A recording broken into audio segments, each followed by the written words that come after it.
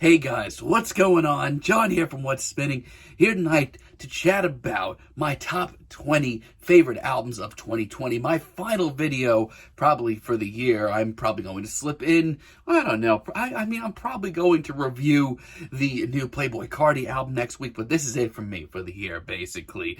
Want to chat quickly about my top 20 favorite albums of the year. I don't think this really applies much, but of course, one album per artist. And like most of the other reviews that you've seen this week, all of my reviews of these albums will be linked down below if you want to hear more of an in-depth discussion on them. Before we jump into the list as well, just wanted to give a quick few honorable mentions. First off, Grimes' Mythanthropocene. It's actually an album that I've enjoyed a lot more in the last couple of years. I like the darker tones on this album, just very raw, very animalistic from Grimes as well, even if it's not as catchy as Art Angels.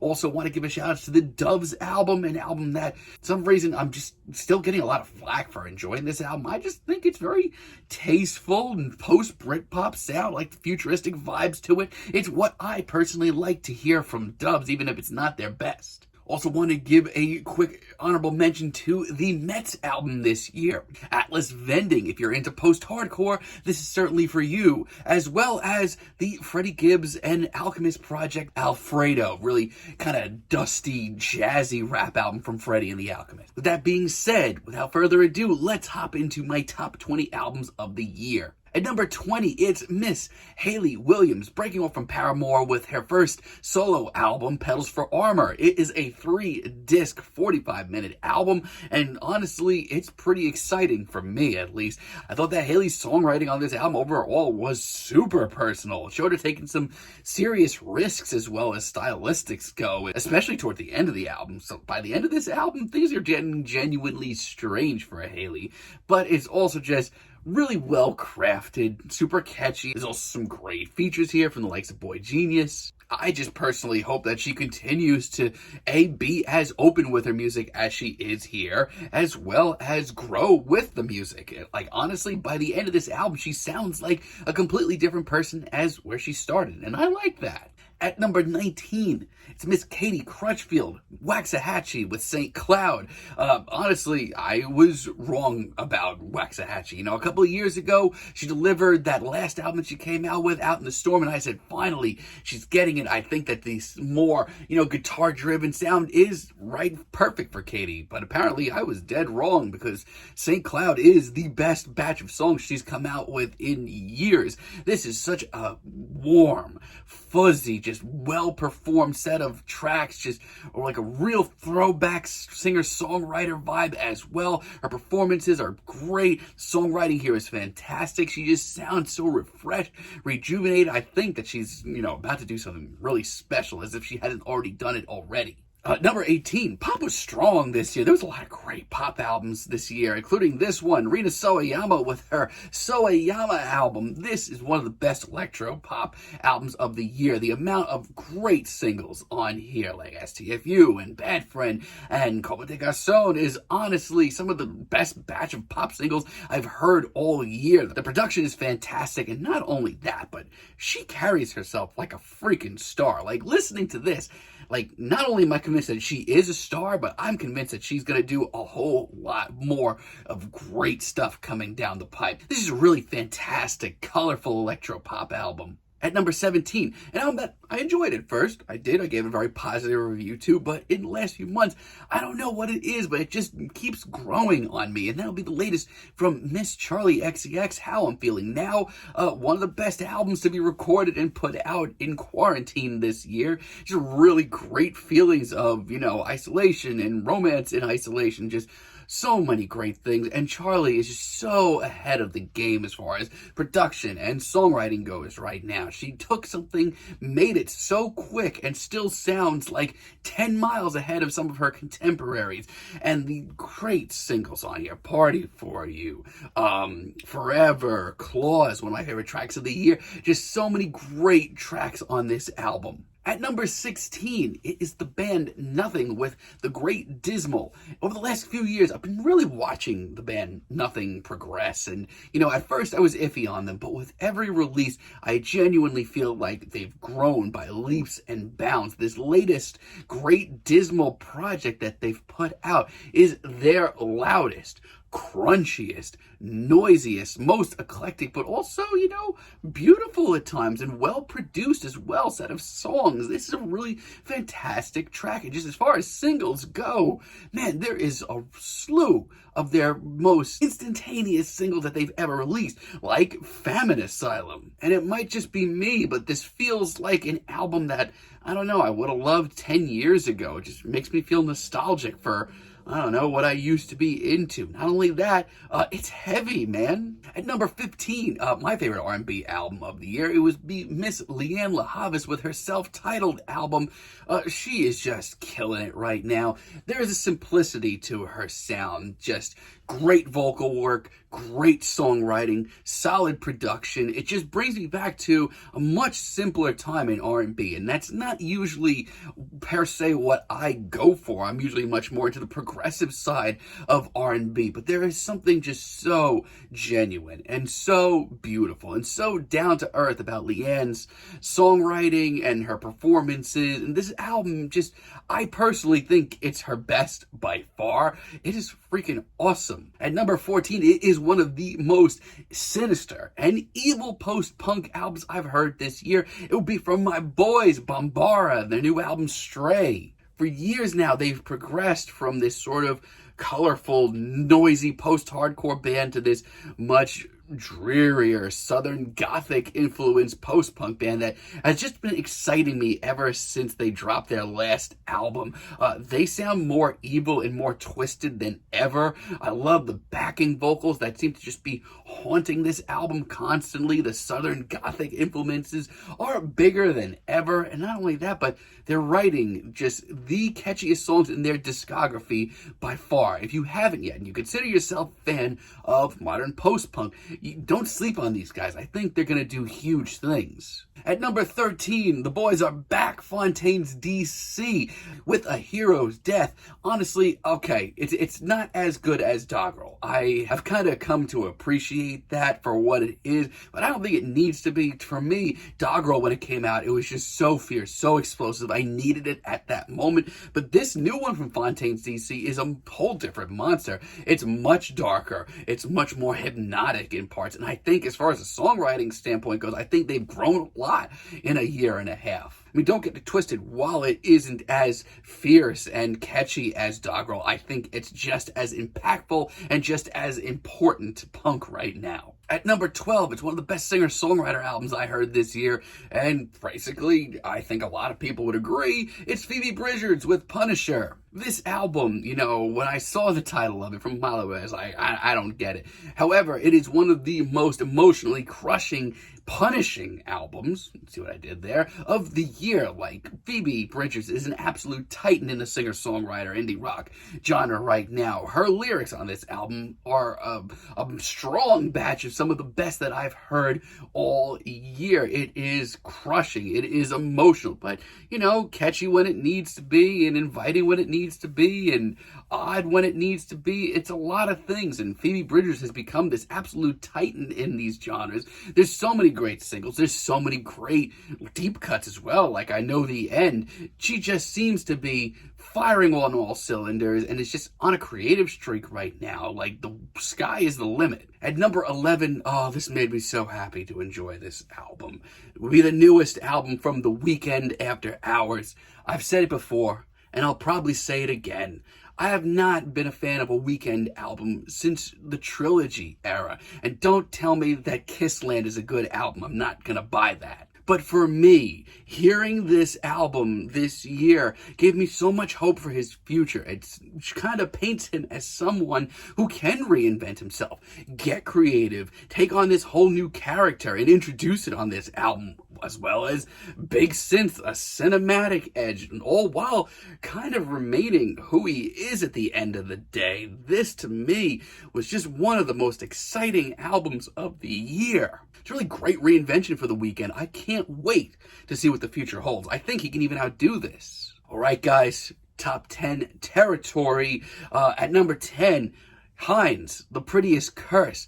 They knocked it out of the park with this thing. They have come so far from the sort of weird, drunken, sleepover, indie pop, indie rock tracks that they were putting out on Leave Me Alone years ago. But honestly, they knocked it out of the park here. The tracks on here are arena-sized. And yes, you know, I still think they can grow. There's some times where their vocals, I don't know, just aren't that perfect. But the attitude is here. The songwriting is here. They sound larger than life right now, to be honest. Not to mention, the singles and the deep cuts on here just really add up. They just have really collected, I think, their catchiest tracks that they've ever put together. And at number 9, an album that honestly terrified me from a while away. Honestly, I thought it was going to be bloated, and I didn't know the direction he was going in, but it's Mike freaking Hadrius. He's awesome. At number 9, it's Perfume Genius with Set My Heart on Fire Immediately.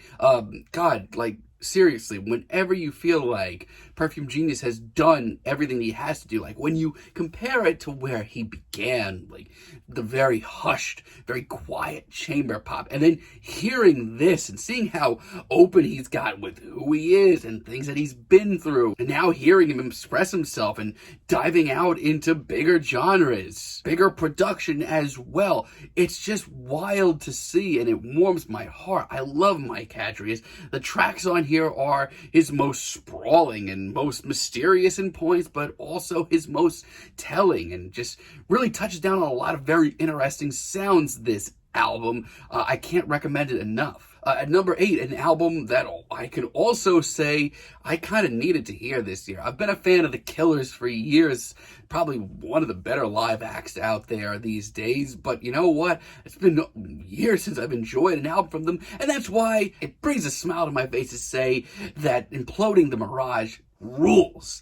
This is, you know what? It's not The Killers that you remember. This is The Killers gone arena rock and Americana and heartland rock. It is big. It is ridiculous in parts and easily the most larger than life tracks that they've put together. But honestly, these tracks rule. Some of the best rock tracks that I've heard all year, like Caution and Dying Breed and My Own Soul's Warning, as well as fantastic deep cuts like Lightning Fields of Love. Great cuts on here. Great guest spots as well from Lindsey Buckingham and Katie Lang.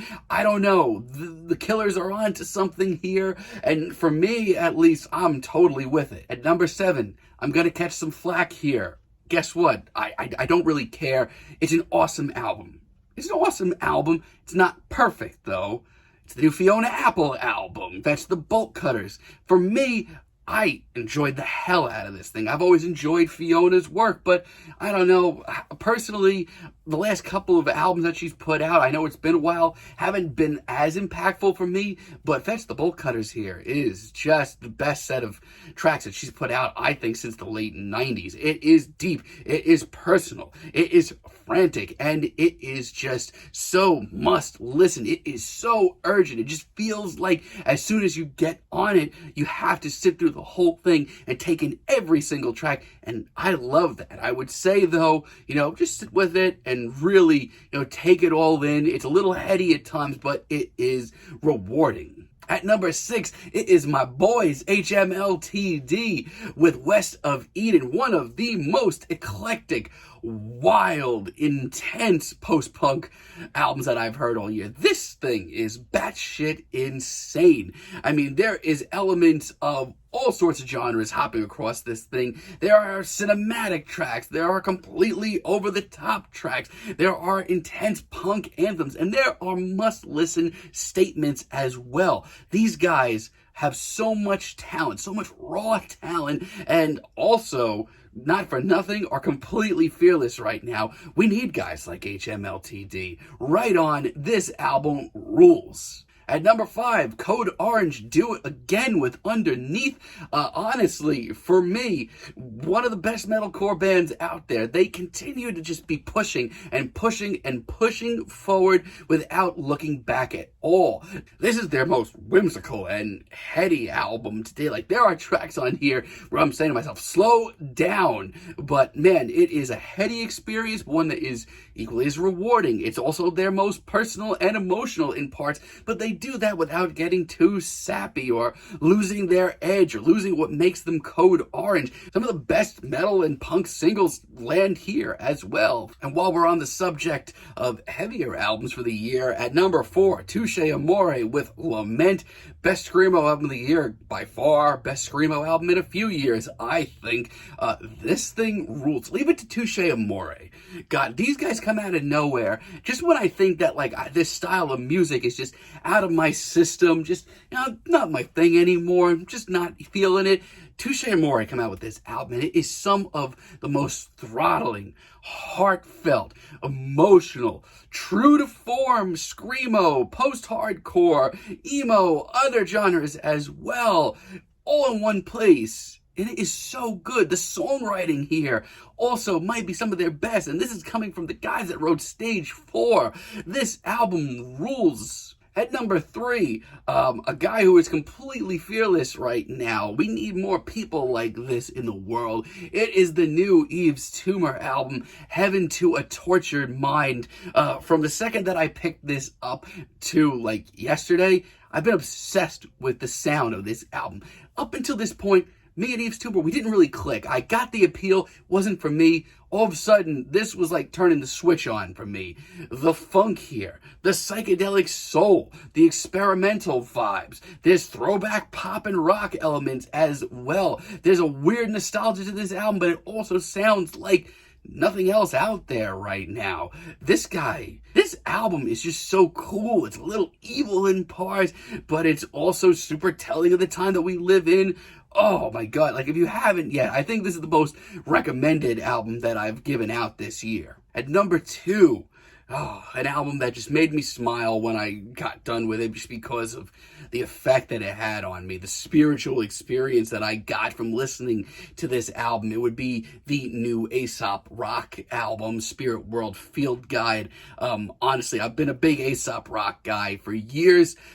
This album is nothing short of a gift from him. I mean, honestly, he's in a career resurgence right now. He really is in a new stage, a new level completely of maturity and just how wise he has become. But sitting down with this album and really diving into the lyrics and what Aesop Rock was getting at and the series of events that he goes through on this album, which are sometimes funny, sometimes sad, but incredibly personal. This is a guy that has gotten more personal than I could have ever expected to hear. This is not the guy anymore that was telling us to not sleep and warn others and calling himself Jabberwocky Superfly when I was 10 years old. No, this is a guy who has just rediscovered everything he loves about his craft, and the tales in which he spins here about that are just heartwarming and just really get me really wrapped up in it and just gets me choked up just thinking about it. Which leads me to my number 1. Now, let's just say this year hasn't been, everybody's year. It's been a rough year for all of us, and personally, I needed an album at the end of the day that I could just put on, and it just made me feel good. It just made me feel warm and cozy and reminded me that everything's going to be all right at the end of the day. And no album did that more this year than my number 1 album of the year. It would be the new Fleet Foxes album, sure. Just putting this on and letting it play out this year was a blessing for me and something that I really needed. It just made me feel at home with myself and just, calm me down when I was upset or aggravated or worried. It just is also so gorgeous and well written. It's just a real reminder of what Fleet Foxes can do and what made them such a special band to begin with. No, it's not as progressive as their last album, Crack Up, but I don't think it really needed to be right now. I didn't need that. I needed this, and honestly, it's my album of the year, an album that I truly, truly love, and I hope you guys have enjoyed as well. Which concludes my top 20 albums for the year 2020. I want to thank you guys so much for taking the time with me this year, helping this channel grow. I would love to hear some of your favorite albums down below. Also, like I said earlier, all of these albums will be listed down below, as well as the review that went along with it if you want to hear a much more in-depth discussion on some of these. With that being said, Playboi Carti review in a few days, but most likely I'll be seeing you guys next year. Have a wonderful holiday season, have a wonderful new year, and as always, have a great day, guys.